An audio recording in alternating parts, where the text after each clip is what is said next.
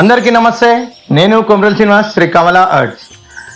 దేవుణ్ణి వెతుక్కుంటూ గుడికొస్తున్నావు, కానీ వచ్చే తొవ్వల్నే ఒక జీవి రూపంలో ఎదురైన దేవుణ్ణి నువ్వు చూసినవా? మనిషి ఈ భూమి మీద పుట్టిన అత్యంత తెలివైన జీవి, కానీ చాలా గొప్ప దయ ఉన్న జీవి కూడా మనిషేనా? పొద్దుగాల దేవుణ్ణి వెతుక్కుంటా గుడికి పోతాడు, దీపం ముట్టిస్తాడు, మొక్కుతాడు, హారతి తీసుకుంటాడు. ఇంకా మొక్కులు ఏమైనా మిగిలింటే అవన్నీ కూడా చెల్లిస్తాడు, ప్రార్థనలు కూడా చేస్తాడు. కానీ ఒక ప్రశ్న, మరి దేవుణ్ణి నిజంగానే వెతుకుతున్నాడా, లేకపోతే తన కోరికలనే వెతుకుతున్నాడా? ఇంకో ప్రశ్న ఉంది మళ్ళా, ఇంతకీ దేవుడు యాడున్నాడు? గుడిలనా, గోపురంలా, విగ్రహంలో ఉన్నాడా, లేకపోతే అంతటా అన్ని ప్రాణులలో ఉన్నాడా? మీరేమంటారంటే దేవుడు అంతటా ఉంటాడు, ఆయన సర్వవ్యాపి కాబట్టి అంటారు. మీరు చెప్తారు దేవుడు సర్వవ్యాపి అని. అన్ని భూతాలలో దేవుడు ఉన్నాడు. భూతం అంటే దయ్యం అనుకునేరు, కాదు, జీవి, ప్రాణం, ప్రాణి అని అర్థం. అయితే ఒక ప్రశ్న, మీరు దేవుణ్ణి ఒక చీమలో చూసిర్రా, ఒక ఉడతలో, ఒక నెమలిలో, ఒక పాములో? ఏది క్వశ్చన్ గమ్మత్ అడుగుతున్నది? ఎక్కడైనా పాములు ఎవడైనా దేవుడు చూస్తారా అని మీకు అనిపిస్తుండొచ్చు. ఎస్, ఒకవేళ దేవుడు ప్రతి భూతంలో ఉన్నాడు అంటే ప్రతి ప్రాణిలో ఉన్నాడంటే, ఒక జీవిని బాధ పెట్టినప్పుడు మీరు బాధ పెట్టింది ఆ జీవినేనా, లేకపోతే ఆ జీవిలో ఉన్న దేవుణ్ణా? ఇవాళ మనకు కొత్త దేవుడు అవసరం లేదు. ఈ ప్రపంచంలో గుడులు తక్కువనా, మతాలు తక్కువనా, గురువులు తక్కువనా, చదువుకోవడానికి జ్ఞానం నేర్పే పుస్తకాలు తక్కువనా? మరి ఏం తక్కువ? ఆచరణ అంటే మనం చదువుతున్నాం, పాటిస్తలేం. పాటించడమే ఇప్పుడు ఈ ప్రపంచానికి కావాల్సింది, ఆచరణ.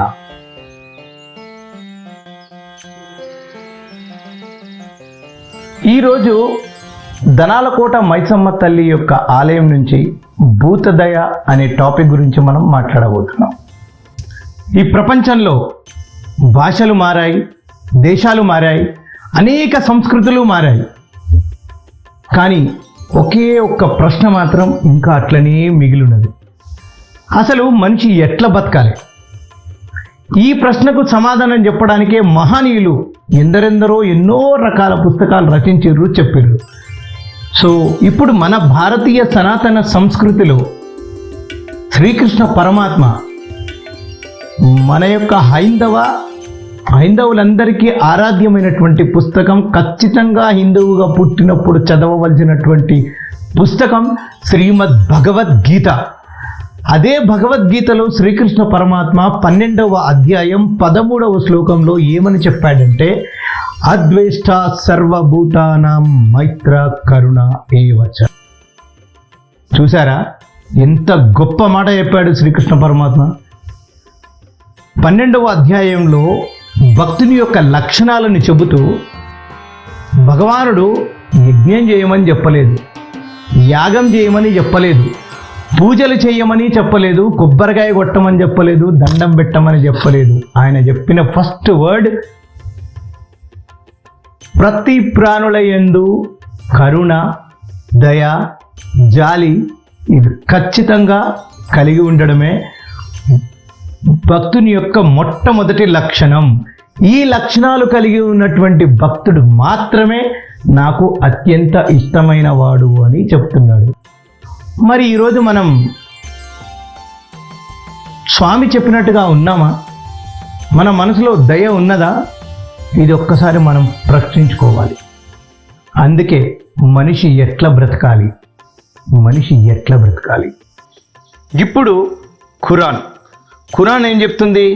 సురా అల్ మైదా 5వ అధ్యాయం 32వ ఆయత్ ప్రకారంగా, ఏ తప్పు చెయ్యని మనిషి పానాన్ని తీసినోడు మొత్తం మొత్తం మానవ జాతిని చంపినట్టే లెక్క.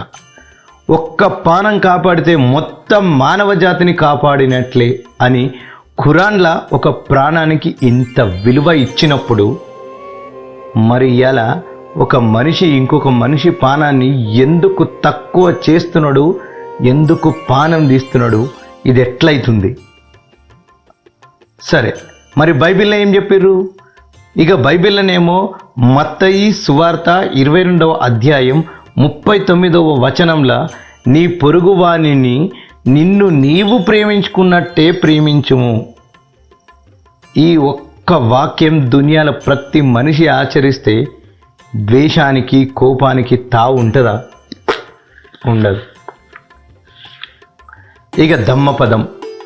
ఇవాళ రేపు ప్రతి ఒక్కరి ఇంట్లల్లో గౌతమ బుద్ధుని పెట్టుకున్నట్టు మస్తు ఫ్యాషన్ అయిపోయింది. కానీ అదే గౌతమ బుద్ధుడు దమ్మపదంలో ఏమని చెప్పిండు? ద్వేషంతోని ద్వేషం ఎప్పుడు కూడా గెలవదు, ప్రేమతోని మాత్రమే కోపాన్ని ద్వేషాన్ని గెలవచ్చు, ఆ ద్వేషం కూడా మొత్తం నశిస్తుంది. ఈ సంగతి బుద్ధ భగవానుడు 2500 సంవత్సరాల క్రితమే చెప్పిండు. మనిషి ఇన్నడా లేకపోతే మర్చిపోయిండా? ఒక పుస్తకం దయను చెప్తుంది, ఇంకోటి పానం విలువ చెప్తుంది, ఇంకో పుస్తకం ద్వేషాన్ని ప్రేమతో జయించాలి అంటుంది. భాషలు, కాలాలు, స్థలాలు, దేశాలు వేరు వేరు వేరు వేరు వేరు వేరు కావచ్చు, కానీ అన్నీ చెప్పే ముచ్చట ఒక్కటే, ప్రేమ ప్రేమ ప్రేమ.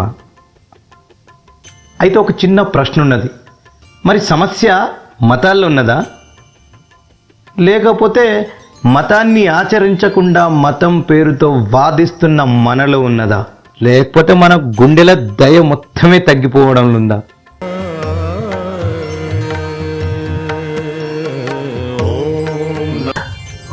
ఇప్పుడు మనం 4 గ్రంథాల గురించి విన్నాం. అవి దయను, ప్రేమను, కరుణను, ఒక ప్రాణం విలువను మనకు చెప్పాయి. ఇప్పుడు మనల్ని మనమే ఒక ప్రశ్న అడుగుదాం. నిజంగా మన దగ్గర పవిత్ర గ్రంథం ఉందా? ఆ గ్రంథంలోని సందేశం మన గుండెల్లో ఉందా? మనకి ప్రార్థన చేయడం తెలుసు, కానీ క్షమించడం తెలుసా? మనకు పూజలు చేయడం తెలుసు, కానీ ఆకలితో ఉన్నవాడికి అన్నం పెట్టడం తెలుసా? ఉపవాసం చేయడం తెలుసు మనకు, కానీ ఇతరుల బాధను అర్థం చేసుకునే మనసు ఉన్నదా మనకు? మనకు యాత్రలు చేయడం బాగా తెలుసు, కానీ మన హృదయాన్ని యాత్ర చేయడం మనకు తెలుసా? తెలియదు. ఈ ప్రపంచ శాంతి ఒక్కరోజుతో మొదలు కాదు. ఎప్పుడైతే మన గుండెల్లో దయ మొదలవుతుందో అప్పటి నుంచే మొదలవుతుంది. ఒక్కసారి సోషల్ మీడియాను చూద్దాం. మనం నిజంగా మన మత గ్రంథాలను చదువుతున్నామా, లేకపోతే ఒకరి మీద ఒకరు ఉత్తుత్తుగానే వ్యాఖ్యానాలు చేసుకుంటున్నామా? అసలు మనం మాట్లాడేది సత్యమా? అరే ఆచరించకుండా అంటే చెయ్యకుండా సత్యాన్ని గురించి మాట్లాడడం కానీ సత్యాన్ని గురించి చెప్పడం, అది సత్యాన్ని వెతుక్కోవడం అవుతుంది. చేసిందే చెప్పు, చెప్పిందే చెయ్యి. సత్యం గురించి మాట్లాడుతున్నది చాలా ముఖ్యమైనది కాబట్టి సత్యం ఆచరించినాకనే మాట్లాడాలి. మనకు నచ్చిన వాదనను మాత్రమే వెతుక్కుంటూ పోతే కొట్లాటలు తప్ప ఇంకేం మిగలవు. ఒక్క ప్రశ్న చాలా నిజాయితీగా మీకు మీరు సమాధానం చెప్పుకోండి. లాస్ట్ సారి మీరు ఒక వాదనలో గెలిచింది ఎప్పుడు? ఒకరి మనసుని గెలిచింది ఎప్పుడు? ఇవాళ ఈ ప్రపంచానికి వాదనలో గెలిచిన మనుషులు అవసరమే లేదు, మనసులు గెలిచే మనుషులు అవసరం. ఈ దునియాకి కొత్త మతం, కొత్త గ్రంథం, కొత్త దేవుడు అవసరమే లేదు. మాటలు ప్రపంచాన్ని మార్చవు, ఆచరణ మాత్రమే. చేతలు మాత్రమే, ఆచరణ ప్రపంచాన్ని మారుస్తుంది. అందుకే మహనీయులు గ్రంథాలు మాత్రమే ఇయ్యలేదు, వాళ్ళ బతికిన పద్ధతిని మనకు సందేశంగా ఇచ్చిండ్రు. అట్లా బతికి చూపించిండ్రు.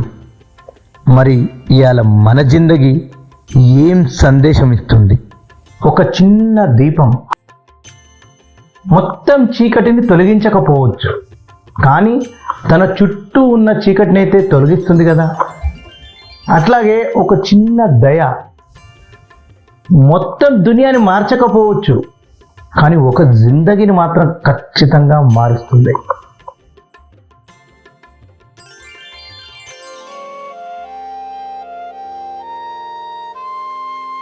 విశ్వశాంతి అంటే ప్రపంచ శాంతి ఒక దేశంలో, ఒక నాయకుడితో, ఒక సంస్థతో మొదలు కాదు, నీ నుంచే మొదలవుతుంది.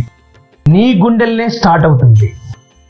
ఒక మనిషికి ఆకలితో ఉన్నవాడికి అన్నం పెట్టినప్పుడు, ధూపతో ఉన్నటువంటి ఏ ప్రాణికైనా నీళ్లు ఇచ్చినప్పుడు, దయతో ఉన్నవారికి దయను చూపించినప్పుడు, దెబ్బతిన్న ఒక జీవిని నువ్వు రక్షించినప్పుడు, ఒక మనిషి కష్టాల్లో ఉన్నప్పుడు అతన్ని ఓదార్చినప్పుడు, అక్కడే ప్రపంచ శాంతి అనేది ఆరంభమవుతుంది. అక్కడే ప్రపంచ శాంతి ఆరంభమవుతుంది. ధనాల కోట మైసమ్మ తల్లి మన దగ్గర బంగారం అడగదు, వెండి అడగదు, ధనం అసలే అడగదు. కానీ ఆమె అడిగేది ఏమిటంటే, నీ హృదయంలో దయ ఉందా? నీ పూజలో ప్రేమ ఉందా? నీ భక్తి ప్రేమతో నిండి ఉందా? నీ జిందగీ ఇంకొకరి జీవితానికి ఆశ్రయం అవుతుందా, అవట్లేదా? నీకు మంచి చేసిన మనుషులకి, నీకు తోడుగా ఉన్న మనుషుల్ని గౌరవించకుండా గర్వంతో నా ఇష్టం అంటున్నావా? గుర్తుంచుకో, దయ, ప్రేమ, కరుణ లేని పూజ నీలో ఎప్పుడు ఫలితాన్ని ఇవ్వదు. ధనాల కోట మైసమ్మ గుడే కాదు, నువ్వు ఏ గుడికి వెళ్ళినా, ఏ దేవుడి దగ్గరికి పోయినా నీకు ఖచ్చితంగా తిరస్కారమే ఎదురవుతుంది. ఖచ్చితంగా తిరస్కారమే ఎదురవుతుంది. కనుక